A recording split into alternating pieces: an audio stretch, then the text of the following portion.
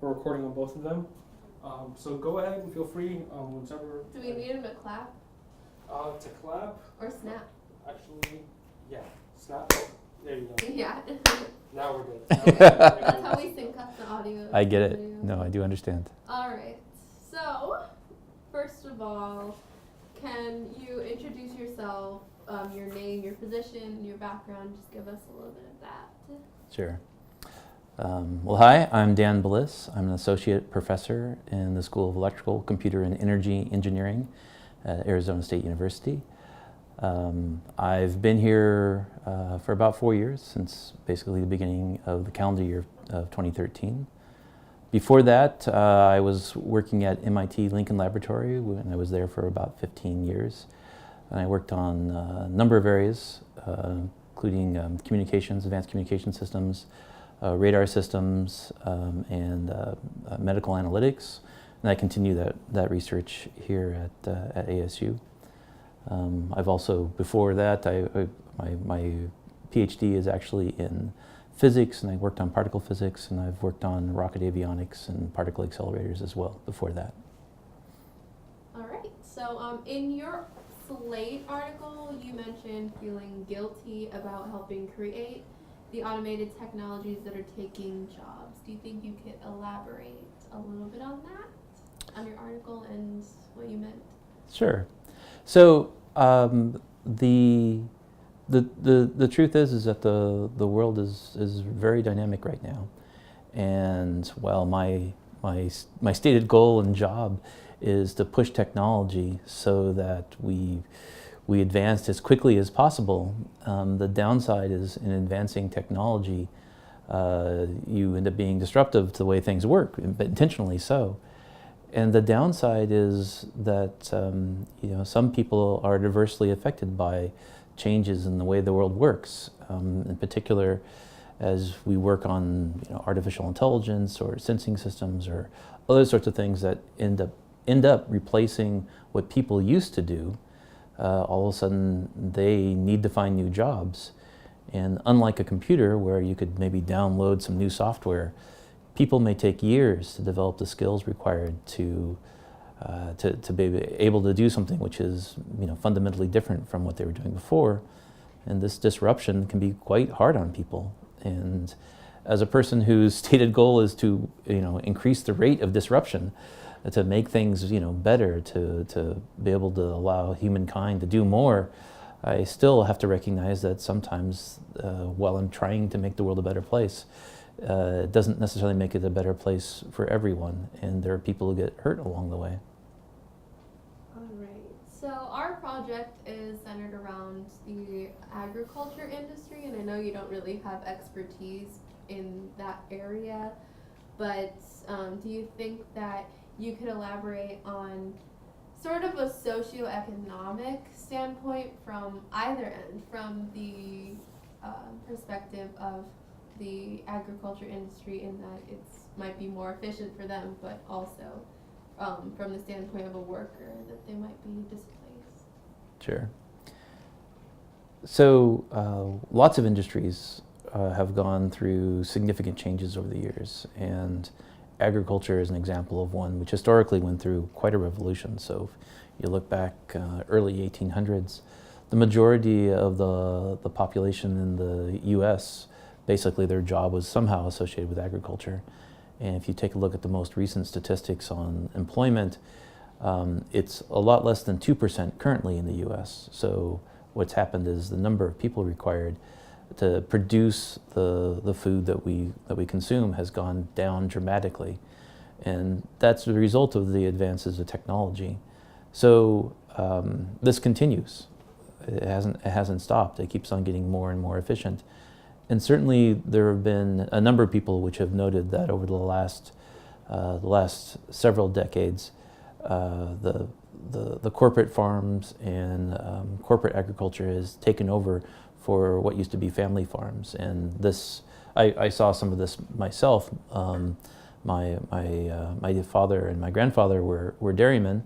My dad actually had an interesting perspective in that he was an engineer by degree, and actually worked in the Bay Area for several years, and then went to work with my grandfather when my grandfather became ill.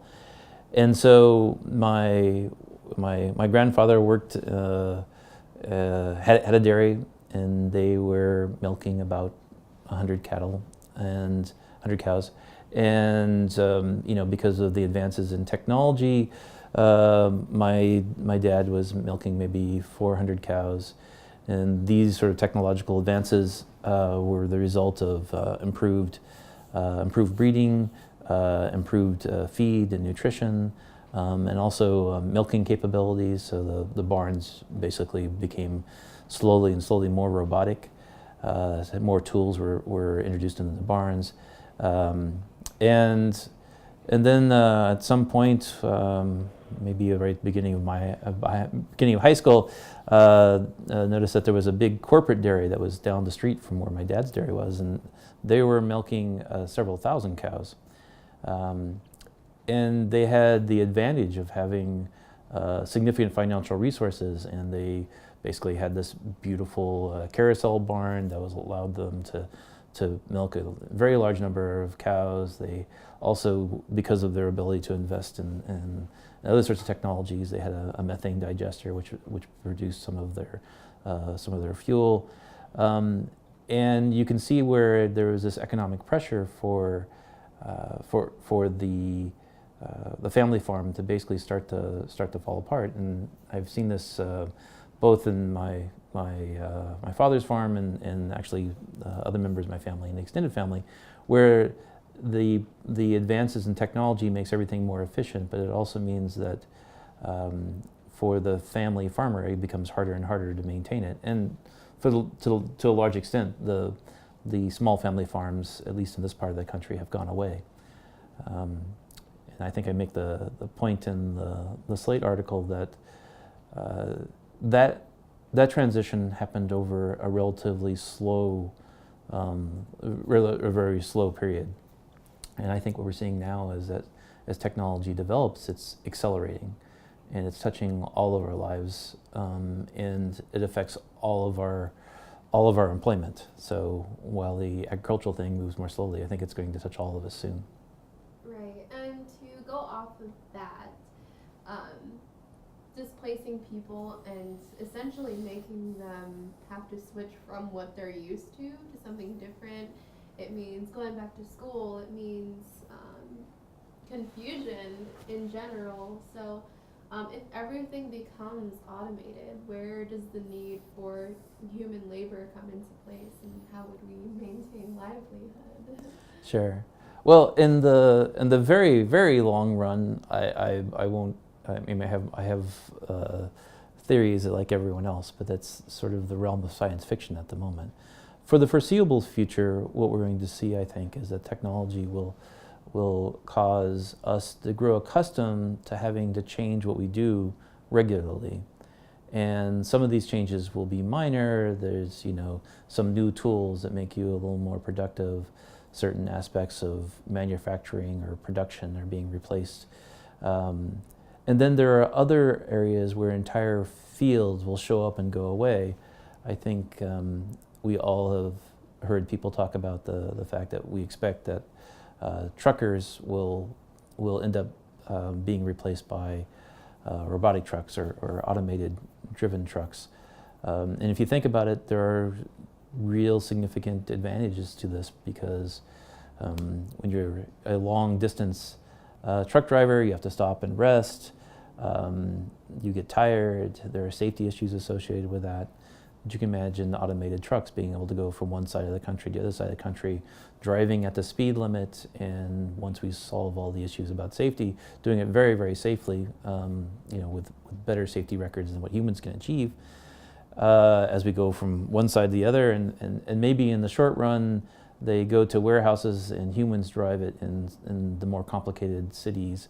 But even then, at some point, those are replaced. And so then what you have is a lot of people have companies that are based around maybe their truck or maybe their truck and another truck, and it's a nice business model for small businesses. But large corporations that have significant resources are going to end up replacing them with fleets of automated trucks, and the small trucking business owner is going to go out of business, and there's a real question of what does it take for them to be retrained to do something else. And it's a concern because humans take a while to learn new skills. But All right. I think I have one last question if my team members don't have anything else, but basically, like, where does automation stop? Like, should there be a line drawn in order to protect jobs or like the future of the human race? Oh, good. oh, We're here now, so it's fine. Like, you can go ahead And come out. yeah, you can come Yeah. out. Because we got to the meat of the questions that we wanted to ask. So Totally. after this question, we'll follow up with some more. okay, but now you don't have to be underneath the table. I don't Yeah. think so. I take it you're going to go to B-roll of something at this point Yeah, while I'm yeah, talking. okay. Got it. I appreciate your dedication to. But to anyway, this. yeah, so where does it stop? I mean, is there a line that needs to be drawn in order to save us as humans? Because So it's interesting that you say that. So I just wrote up something, an article which doesn't. Actually, it doesn't have. It's not going anywhere. It's just sitting there. I just sort of was thinking about this problem, and I wrote this up, and so I know this sounds a little strange, but so I apologize for this in advance, but I think it's inevitable that at some point, our descendants are actually going to be machines. Now, there's been a lot of discussion of the idea of singularity. That is, at some point, where the machines become smarter and they figure out how to modify themselves, and they become smarter because they've modified themselves and so forth, and then it very quickly runs away. I think the rate of that is exaggerated slightly because they also need to be able to have access to resources. And so while they can reprogram themselves quickly, they can't actually build faster versions of themselves as quickly because that still takes manufacturing and time. But still, over time, what will happen is they will get smarter and smarter, and at some point, inevitably, get smarter than we are. And what happens then, I don't know. You sort of hope we'll make great pets. I'm not sure. That's an interesting question. I know there are people who are quite afraid of this scenario, which is the machines will take over, and they talk about there's Asimov's rules for robots and those sort of things. I don't think that would succeed because at some point the machines would just modify themselves to get around it. And so I've been thinking about this, and I think just like when you have human children, I have a child, you try to instill values. You don't try to instill rules. You try to instill values, and hopefully we can figure out some way of instilling values into our machines, and that will make sense. But I don't know how to do this. So that's the very, very long run. I mean, I don't. There have been predictions about singularity happening relatively soon, and I don't believe that. But at some point, we will have to think about this in a much more existential way of what happens when the machines actually become smarter than we are and more capable than we are. The other side of that is, as greedy as humans are, and clearly humans are very greedy creatures, we have intrinsic there to the resources we can consume. Like, I can only eat so much, I can only take up so much space. And sure, there are people that are extremely wealthy who somehow, it seems that's disproportionate for what they need to live their lives.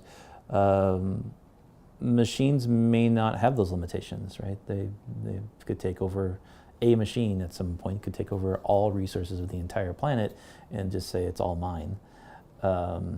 Because they could make it so they could consume more resources, and I don't know what the values of that kind of thing would be. But I also think we can't necessarily stop it. So somehow instilling those values in some way is like sort of my thoughtful goal. I would like to figure out how to instill values into in what will eventually be our machine descendants. Sorry, that was too weird. I mean, kind of just one more curiosity that I have. How far into the future do you think it will be, like, before we start noticing, like, oh, well, robot's taking my job. Like, I can't do what I want to do. Well, so it's already, so the thing that you don't realize is robots already have taken your job many, many times over. I mean, in various ways, or machines, or machine intelligence. There are lots of jobs that most people would do, which are essentially gone. I mean, we'll go back to agriculture, right? I mean, most people would worry about trying to figure out how to, hook up a plow to some animal and plow and put seeds there and make sure there's water, and those jobs are all gone, right? Tractors do all that work, and so those jobs are gone. You probably aren't complaining because it wasn't really a great life. When I was younger, I would spend a lot of time doing hand calculations, right? So I would doing integrals and things, trying to calculate various things, and I still do, but the way it works is actually quite a bit different now, because I set up integrals, and while I still occasionally have to do them because there are some tricks where I can take some shortcuts that maybe the computer can't.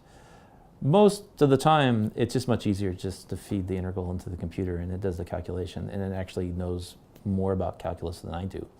And so it's better at it than I am. So in some sense, part of my job has been taken away. Now that allows me to do other things. So that's great.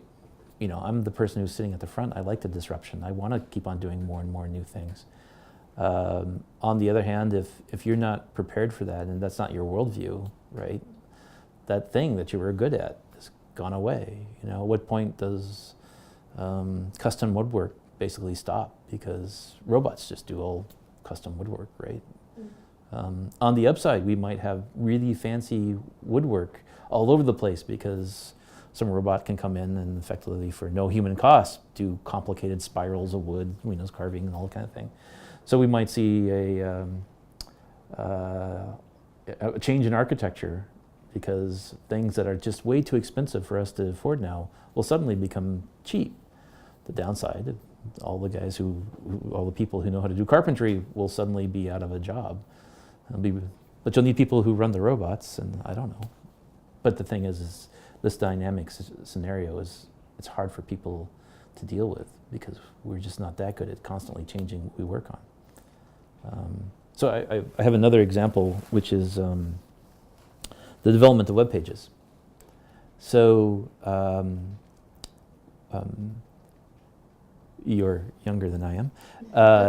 You probably think people have been making web pages forever. And it turns out, I can remember when somebody was telling me about this thing, the World Wide Web, and they were trying to make web pages. And so at some point, a couple of years in after this thing started, I'm editing the code myself, right? There aren't tools, right? You just edit the code to display the web page. And of course, that's all been replaced with software that basically automatically produces the code. And there's a whole industry now of people who now have a new job, which is basically developing all the everything you need for those web pages. And it's a huge industry. And if you think another 10 years out, it is likely that all those jobs will then go away, because there'll be some higher level set of machine intelligence, which will be, I kind of want this kind of stuff, go make it happen. And the machine will do its own programming to build whatever the descendants of web pages will be at that point. And the whole class of jobs will have arisen and gone away in 20 years. Anyway, so. Yeah, we got like plenty of great content. I'm curious to know about what are the benefits of automation? I mean, with self-driving cars and automated food making, at fast food industries, what are the actual benefits of automation, both short term and long term? Sure. So the benefits of automation are that you get to multiply the capabilities of humans. And what that means is that for every human, they can be richer on average, right? So if you think about it, the fundamental limitation of what we can produce is by how much time and energy we can put into things as a human. And so instead of trying to take a hammer instead of trying to take your hand and nail in a hammer, you have a hammer that nails in the nail. So I got a little bit lost in my words there. But each tool that you develop makes your efforts do more. And as you have more automation, that means your efforts now do more. So instead of having to worry about, whatever details are involved in making something, you program some machine to do it, and it does it 1,000,000 times. So you just have this huge multiplier on your abilities, right? And it's affected all of our lives. So the phone that I have in my pocket is more capable than supercomputers from a few decades ago, right? So it used to be that only a few people could even have access to these things. And now it means so little to you that you spend your time watching cat videos on it. It's absolutely amazing what we now get to have because of this automation. Yeah, that's my question. Do you have a question then? Anything else that you'd like to add? I'm pretty sure I got myself in trouble enough by saying that our descendants will be machines. I'll probably have crazy people stop by my office from now on. We're fine. I We'll think figure it out. I'm good. No, I'm good. Are there any other contexts that you think would be helpful for this topic, that or places that we should go see? Anything else out of your personal? So on the agricultural side. Agricultural or just overall? Because in the preferably agricultural, but if not, it's fine. Because towards the end, we kind of do want to bridge off into more of the overall grand scheme that it's not just agriculture; it's everything.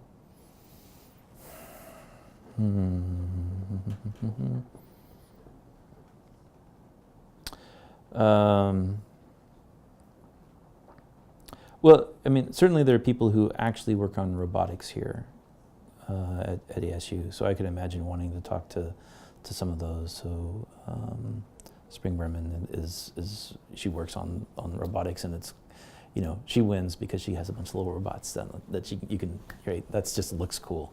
So that I would recommend talking to her just because it would be cool. I can't imagine. If you have a video of a bunch of little robots running around, then you think you win. On the agricultural side, it's actually a little bit trickier. I'm not sure I know who to talk to about that.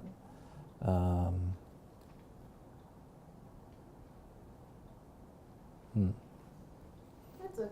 If I think of something, I'll send you an email. Yeah. If anything, just send Danny an email. So you have her contact information from there. That'd be awesome. But thank you for your time. Yeah, thank you so much. Well, I hope you get something useful out of it. Oh, absolutely. We have 22 minutes of footage, so